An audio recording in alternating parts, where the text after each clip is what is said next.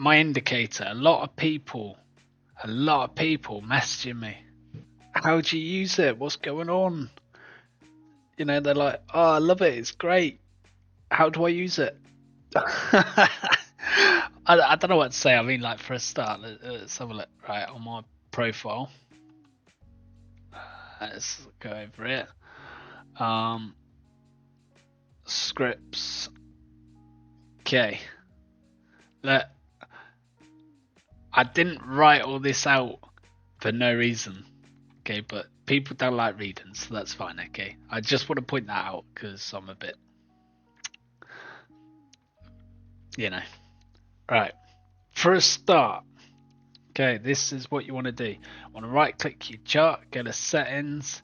You want to make sure you have body and wick off, because if you have body and wick on, they're like that, you get the default red and green candles, which, by the way, is a market psychology tactic for people like you and me to panic.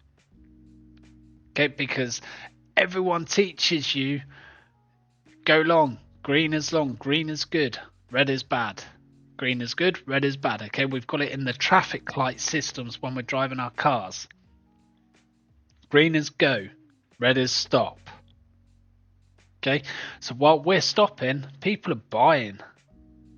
Okay, and when they stop buying, we buy. Okay, so it's a bad mentality. All right, let's have a look. Let's turn body and wick off. Okay, now the bars are now based on volume. Okay, let me try and find.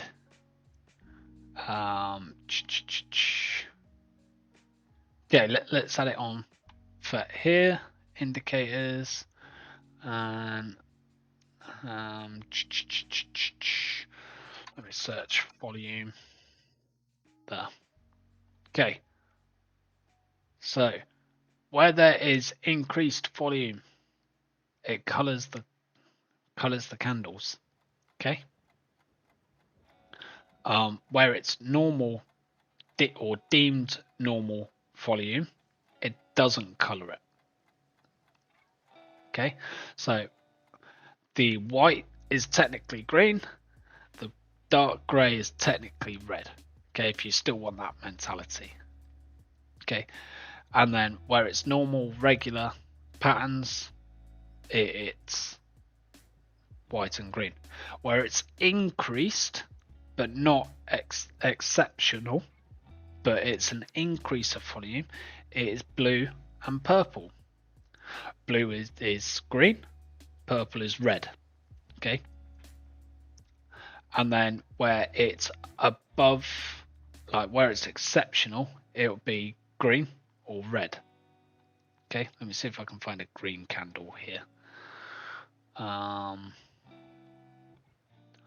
know if I'll find one on Cardano on the hourly. Can we see one? Can't see one. Give me a green candle.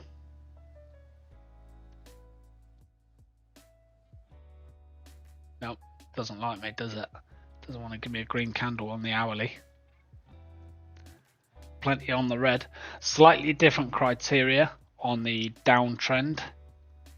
But I mean, it still works out about right. It doesn't want to give me a green candle on Cardano, does it? Not on the hourly anyway. Right. But let's have a look. Yeah, that's too far out now. Okay, so let's get rid of the volume. So you no longer need volume because the candles will tell you directly. Okay. Which I find personally is far better. Okay, now there are vector candles and stuff like that. These are not vector candles. Okay, these are volume based candles. Right. So the next thing, let's have a look at. Go back to Bitcoin. Okay.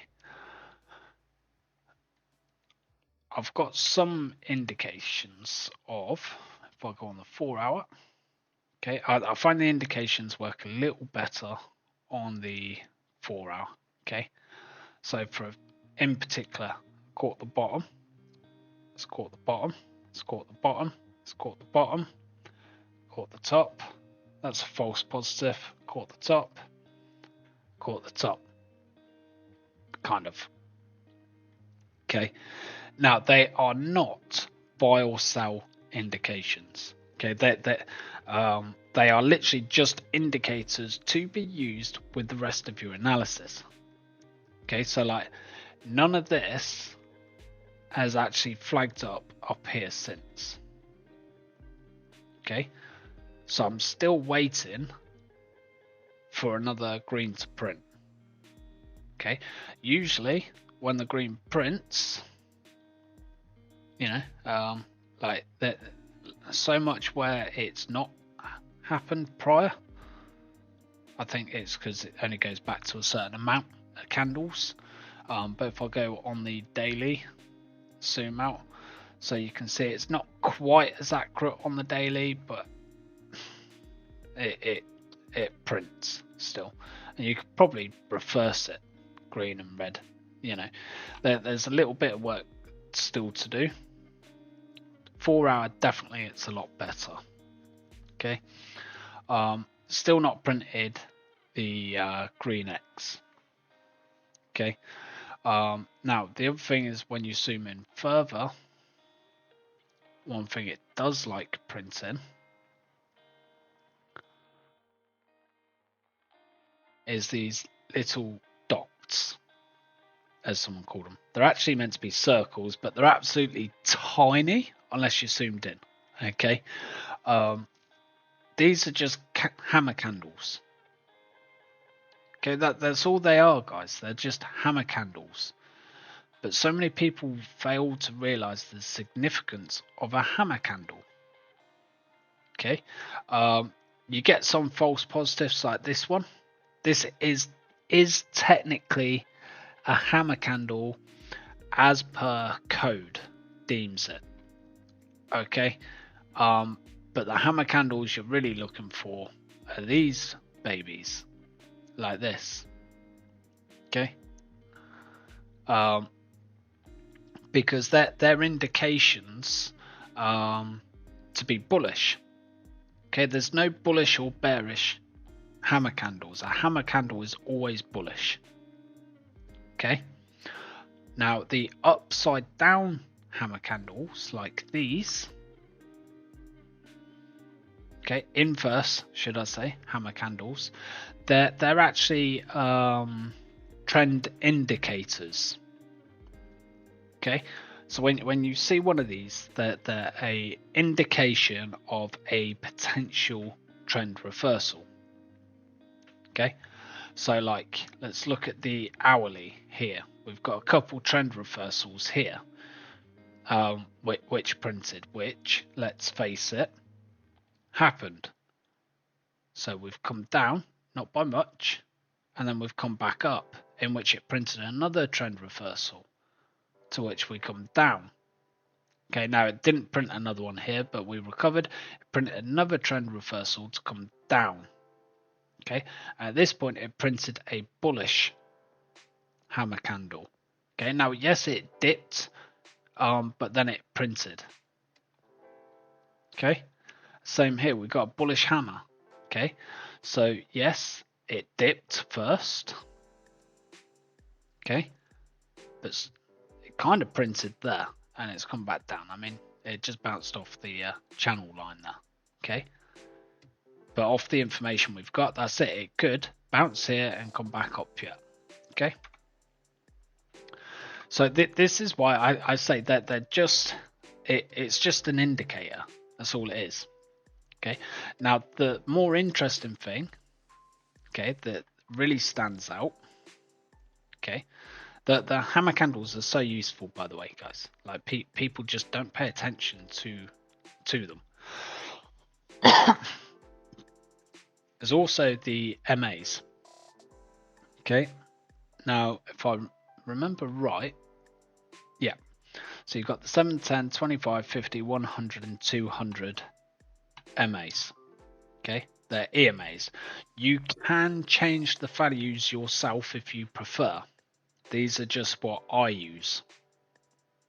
Okay. Now you can turn the candles on and off here as well if you don't want them, by the way. You can turn the MAs off if you just want to use the backgrounds. Okay, if you just want to use the background, make it look a bit nicer. And it's same sort of like it'll flip. Okay, so if you just followed that, you can't really lose money just following that. Let's face it, there's a short, and then there's your long, there's your short again. You know, I mean, like it tells you to short there. Like you can't really lose money if you wanted to go through that. But you're not going to get the tops, you're not going to get the bottoms, you're not going to get ideal entries. Okay. I personally leave these lines up, and I'll show you why, because you probably noticed it when I was doing the bulk of my analysis, but I didn't mention it because I know I'd have to talk about the indicator. Okay. But look at how it bounces off the MAs. Yeah. So like when all else fails and you're not sure what's what, I can look. Yeah, it's another tool to verify for my TA. Yes, that is exactly what this is for. Okay, it is not. It is not for a buy now, sell now indicator that you see hundreds of thousands all over the place. Okay, because they're just nonsense, guys. They're just nonsense. Okay, if you get one of these indicators that tells you to buy and to sell, guaranteed it's going to make you lose money, because it might work for the first 5 or 10 times and you'll think, yeah, I actually like this, okay, let's go all in, and it's going to take everything, and then what? You've lost because you got overconfident, because it's telling you to buy and sell. This indicator, you use it with your analysis to complement each other. The more stuff that lines up, the easier it becomes. Okay, so I bring to the forefront the hammer candles for you. I can't explain how important they actually are. People don't pay attention to them, which blows my mind sometimes.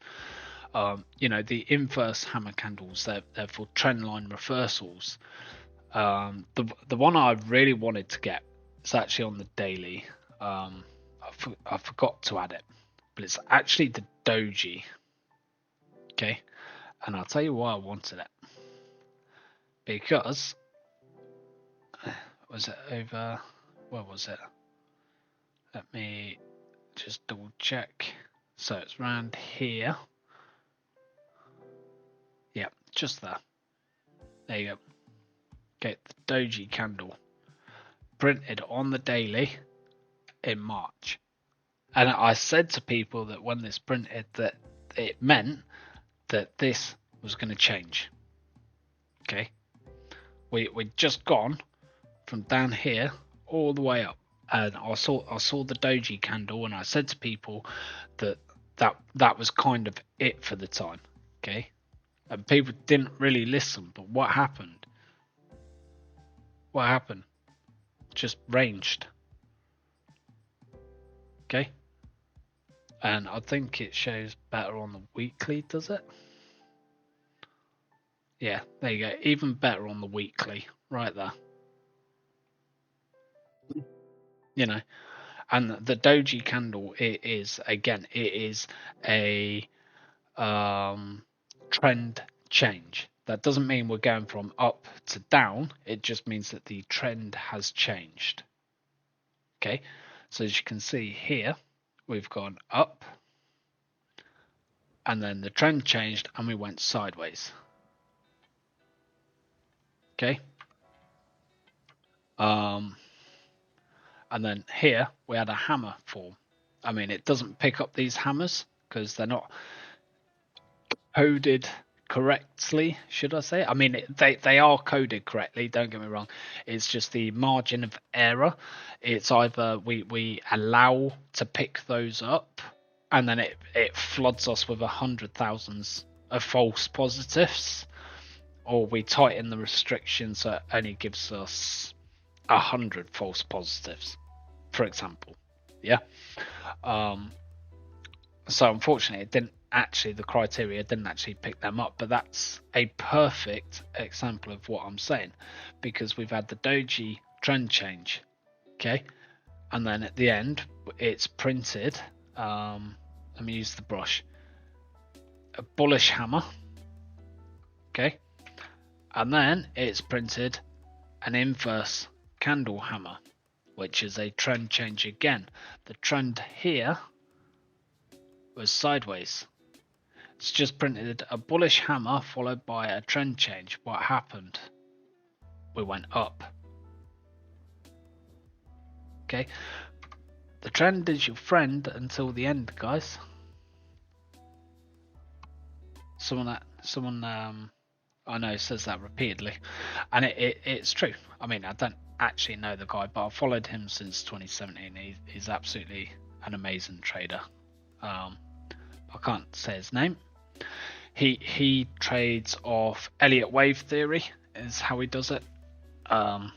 Completely different style, but that is 100% correct. Okay, the trend is your friend, and that's why my style of trading, I prefer to go off the trend. Keep it simple. Why make it harder than it needs to be?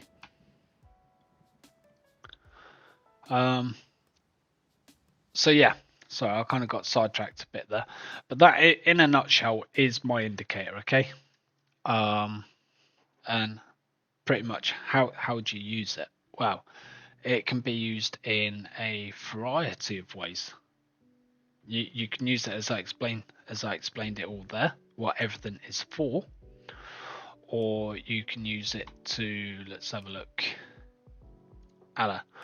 So you could use it to look to open long positions based on the ribbons. Okay, now the ribbons, they look good on the long time frame, the color wise, I think. Okay, or for example, on the shorter time frame, okay, for scalping on a 15-minute, it's actually not bad for it if you're just looking for quick scalps. Okay, because it works off the EMAs. But again, if you go in sort of like where is it here? It's like here, if you go in midpoint, you probably wouldn't make money there. But like the EMAs work like elastic bands, don't they? Yeah. So if that's your midpoint, when it's below that, you'd be looking for long setups. Yeah. So that's your midpoint that you can clearly see on the way the EMAs move, just the way it changes the color. Okay.